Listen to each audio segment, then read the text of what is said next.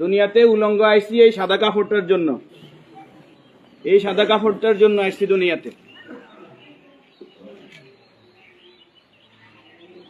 পুরুষ মানুষ ঢাকার দরকার নাই, সাদা কাফন দেখলে অন্তরের মধ্যে কি আসে? একটু ভয়। আর সেটা মনে রাখবেন, পুরুষের ঢাকার দরকার নাই, মহিলাদেরকে এভাবে উপর দিয়ে ঢেকে দিতে হয়। মরণের হরে জীবিত থাকতে দরকার নাই, কি কন? আমার মেয়ে, আমার স্ত্রী, আমার বোন, আমার মা বেপরদায় চলে, আমরা হইলাম দায়ুস। ওই পুরুষ দায়ুস যে তার স্ত্রী সন্তানকে পর্দা করায় না। আপনি থাকতে আপনার স্ত্রী কিভাবে ফেরিওয়ালার সামনে যায় আলু ফ্রাইস কিনে, আপনি দেশে থাকতে, আপনি এলাকা থাকতে আপনার স্ত্রী কিভাবে মার্কেটিং করে যায়, এভাবে বাজার সদাই করে, আপনি পুরুষ কেন পর্দার ব্যাপারে সচেতন নয়? আপনার উপযুক্ত মেয়ে ওড়না ছাড়া ঘর থেকে বের হয় কিভাবে? আপনার মেয়ে, আমার মেয়ে কিভাবে পায়জামা টাকনুর উপরে পরে?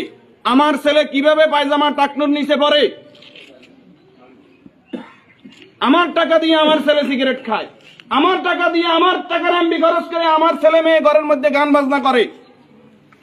আপনি পুরুষ উদাসীন, আপনার খবর নাই। খোদার কসম, দায়ুস ওই পুরুষ যে পুরুষ তার পরিবারকে দিন শিক্ষা দেয় না, কোরআন শিক্ষা দেয় না, পর্দার কথা বলে না। আর দায়ুস জাহান্নামে যাবে। এই দুনিয়াতে আসছে সাদা কাপড়টার জন্য, শুধু এই সাদা কাপড়টা অ্যারেস্ট করার জন্য। কিন্তু এই সাদা কাপড়টাও নিজের টাকায় কিনা হয় না, নিজের টাকায় কিনা হয় না। আত্মীয় স্বজন কেউ না কেউ, আমরা অনেক সময় শুনছি যে 3.5 হাতের মালিক ছাড়া আমি ন, আমি নিজে 8-10টা কবর এইভাবে দিছি যে উনি যে জায়গা দেখাই গেছে এই জায়গায় কবর দিন, আর জায়গা দিছি আমাদের বাড়িতে। কথা কি বুঝতে পারছেন? উনি যে জায়গা দেখাই গেছে ওই জায়গায় দিতে পারি নাই বিভিন্ন কারণে। ওই জায়গার মধ্যে হয়তো পুরান কবর পড়ছে, অথবা ওই জায়গার মধ্যে খাদ গর্ত বেশি, পানি হয়ে গেছে।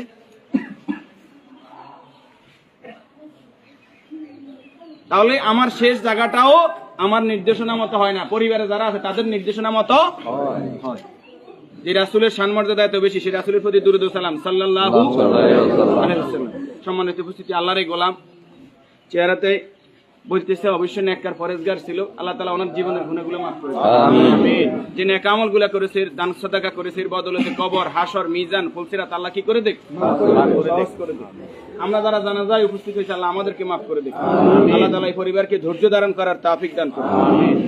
40 জন জানাজাতে কাদেরকে উপস্থিত করাইবেন? আমাদের কত বলবো, বলতে আর বলতে মনে চায় না। সব জানেন কিন্তু আমল নাই। আপনি জানেন যে আত্মীয়তার সম্পর্ক নষ্টকারী জাহান্নামে যাবে, আপনি নিজেই সেই সম্পর্কটা বারবার নষ্ট করেন। আপনি জানেন যে আগে সালাম দিতে হবে, আপনি সালাম দেন না। আপনি জানেন যে নিজের জন্য যেটা ভালো মনে করি অপরের জন্য সেটা ভালো মনে না করলে আমি ইমানদার নয়। আপনি জানেন প্রতিবেশীর হক নষ্ট করলে ইমানদার নয়। কই নাই, সব শুধু জানি, আমল করি না। আমাদের মাঝ থেকে আমলটা দূরে সরে গেছে। এই নেককার গোলাম জানাজাতে নামাজি ফরেজগার লোক, শিরিক মুক্ত লোক, আপনার দৃষ্টিতে যিনি শিরিক মুক্ত, এরকম 40 জন লোক যদি দোয়া করে আল্লাহ তাআলা ওই দোয়া কি করে? কবুল করে। 40 জন হাইবেন, হাইতেন ন উনি নামাজি ফরেজগার, উনি হয়তো আপনি মনে করেন যে মাজারে সেজদা দেন শুধু কবিরা গুনাহ, মাজারে সেজদা দেন বুঝি শিরক। শনিবার মঙ্গলবার কি শিরক না? শনিবার মঙ্গলবার হিসাব করা শিরক ননি? শিরক, এটাও শিরক। এই যে জাদু টোনা করা, এটা কি শিরক ননি? গণকের কাছে যাওয়া, বান্দর গনাইতে যায়, মানুষ গনাইতে যায়, চুরি করছে কে, আনা চাইতে যায়, এগুলো সবগুলো কি বড় শিরক। যেটা জনগণ সকল ক্ষমতার উৎস, ঠিক ননি? জনগণ সকল ক্ষমতার উৎস, সকল ক্ষমতার মালিক কে? তো যেই দল, যেই সংগঠন, যেই রাজনীতি আমাকে বলে জনগণ সকল ক্ষমতার উৎস, এই রাজনীতি করা কি শিরক না? এই জিনিসটা কেন বুঝিনি আমরা?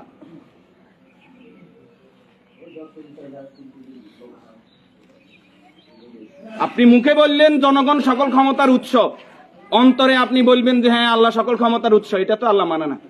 মুখে যেটা বলতে হবে অন্তরে এক থাকতে হবে। তাহলে সকল ক্ষমতার মালিক কে? আল্লাহ। আর যারা রাষ্ট্র ক্ষমতায় গিয়ে, একজন মুমিন ইসলামী রাষ্ট্র ব্যবস্থার বাইরে যাওয়ার কোনো সুযোগ নাই। যদি আওয়ামী লীগ আবার তওবা ইস্তেগফার করি আই কয় যে আমরা আল্লাহর আইন অনুযায়ী রাষ্ট্র চালাইম, আমরা কইম আলহামদুলিল্লাহ। বিএনপি যদি কালকে বলে যে আমরা রাষ্ট্র চালাইম আল্লাহর আইন অনুযায়ী, কোরআনের আইন দিয়ে রাষ্ট্র চলবে, সৎ নামাজি ফরেজগার লোকরা চেয়ারম্যান মেম্বার হইব, তাকওয়াবান হইব, আমরা বিএনপির সাথে আছি, বিএনপি কে ভোট দেব। যদি জামাত ইসলামী বলে আমরা আল্লাহর আইন দিয়ে রাষ্ট্র চালাইবো, কোরআন চালাইবো, দেশ তাকওয়ার ভিত্তিতে চলবে, রাসূল যেভাবে চালাইবে আমরা তাদেরকে ভোট দিব। যদি চরমনাই বলে তাদেরকে ভোট দিব। আমাদের ব্যক্তিগত কারো কোনো আরস নাই। আমরা এই জমিনে আল্লাহর, এই জমিনে আইন চলবে কার? এবার যেই আসুক এই তকমা নিয়ে আমরা তাদের সাথে আছি। রাজি আছেন? আল্লাহ তাআলা আমাদেরকে কবুল করুন। সম্মানিত উপস্থিতি, এই মুহূর্তে